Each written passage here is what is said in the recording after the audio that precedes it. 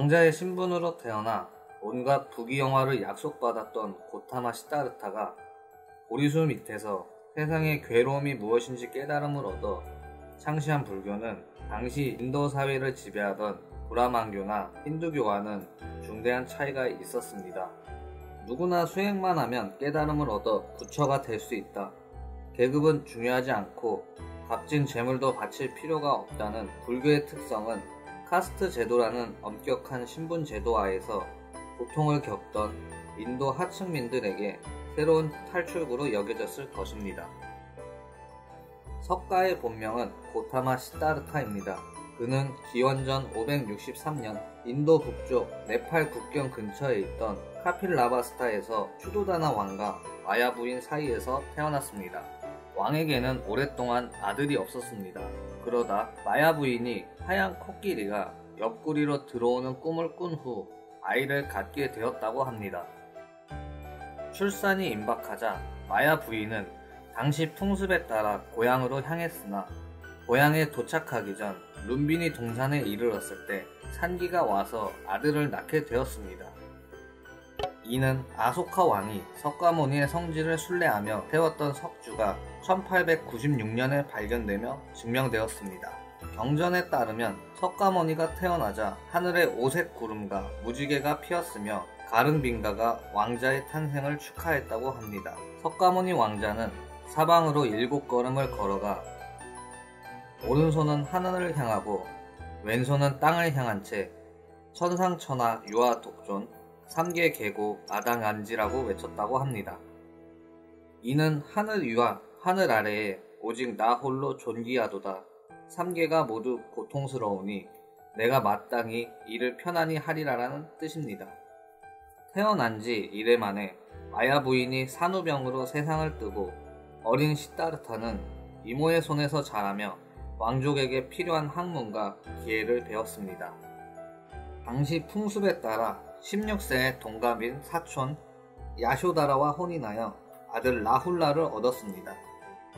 이렇게 평온한 생활을 하던 어느 날 석가모니는 인생의 밑바닥에 존재하는 괴로운 문제에 직면합니다. 삼원추류 또는 삼원유관으로 알려져 있는 이 일화는 석가모니는 성에 있는 4개의 문으로 나갔다가 새가 벌레를 잡아먹는 모습, 사람들이 태어나고 늙고 병들어 죽는 모습을 처음으로 보고 충격을 받았다고 합니다. 그 이후 그는 생로병사의 그물 속에서 살아있는 동안 끝없는 고뇌와 괴로움을 겪어야 하는 인간은 과연 어떤 존재이며 이런 괴로움에서 벗어나기 위해 어떻게 해야 하는지에 대해 고민하게 되었습니다. 그리고 이런 허무한 인생보다는 그 모든 것을 뛰어넘는 진정한 가치가 있을 것이라 생각했습니다.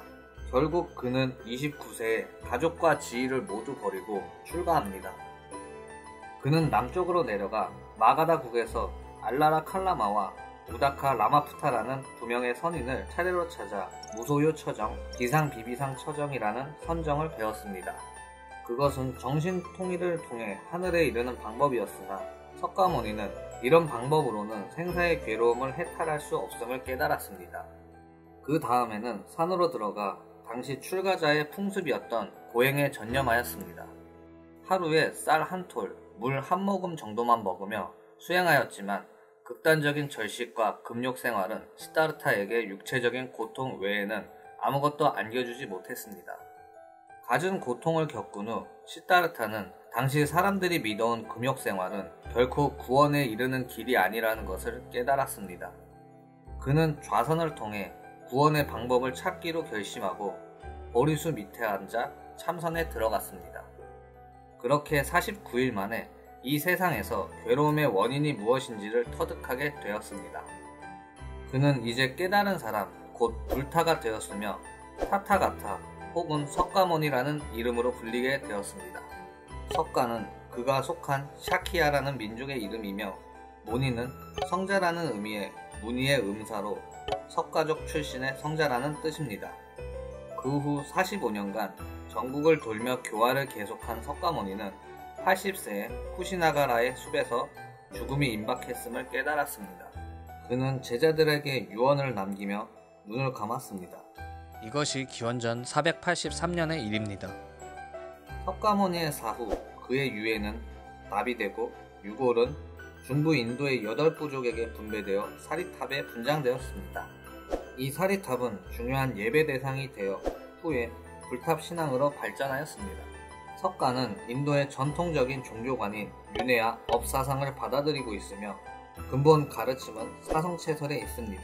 사성체란 이 세상은 괴로움으로 차있다는 고체, 괴로움의 원인은 욕망과 애착 때문이라는 집체, 괴로움을 떨침으로써 해탈의 경지에 이를 수 있다는 멸체, 해탈된 상태를 얻기 위해서는 팔정도를 행해야 한다는 도체 등을 말합니다. 즉 세상은 고통으로 가득 차 있는데 이것의 원인은 욕망과 애착이며 팔정도를 통해 이를 떨침으로써 애탈의 경지에 이를 수 있다는 것입니다. 팔정도는 바른 견해, 바른 생각, 바른 말, 바른 행동, 바른 생활, 바른 노력, 바른 신념, 바른 좌선을 말합니다. 즉 부처의 근본 가르침은 인간 고통의 근본 원인인 애착과 욕심을 떨쳐버리고 마음의 평정, 높은 지식의 상태로 나아가 열반에 이르라는 것입니다. 석가는 또 인도의 고유 계급 구조인 카스트 제도를 부정했습니다.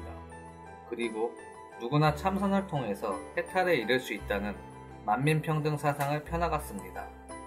값진 재물도 필요하지 않고 오직 정진과 참선만이 유일한 득도의 길로 제시되었습니다. 또 힌두교는 개인의 운명을 결정하는데 신이 관여하는 것으로 믿었으나 불교는 신을 믿지 않았으며 운명은 전생의 죄업의 결과로 보았습니다. 무신론적인 입장을 취한 것입니다. 석가모니가 죽은 후 불교는 점차 주변 국가들로 퍼져나가다가 기원전 3세기경에 이르러 아소카 왕이 불교로 개종한 후 전 인도에 급속하게 보급되었습니다. 그 후에는 동남아시아 전 지역과 아프리카, 중국과 한국, 일본에까지 전파되었으나 오히려 인도 본국에서는 그 세력이 쇠퇴하였습니다. 기원전 500년경부터 소멸되는 듯 하더니 1200년대에 이르러서는 완전히 소멸되었고 그 자리를 힌두교가 대신 차지하였습니다. 세계 4대 종교 중 하나인 불교는 이렇게 탄생하여 전 세계 수많은 사람들의 가슴에 깨달음의 등불을 밝히고 있습니다. 한 왕자의 인생에 대한 물음과 고행, 참선을 통한 깨달음이 수많은 사람들에게 열반으로 이르는 길을 제시하고 있는 것입니다.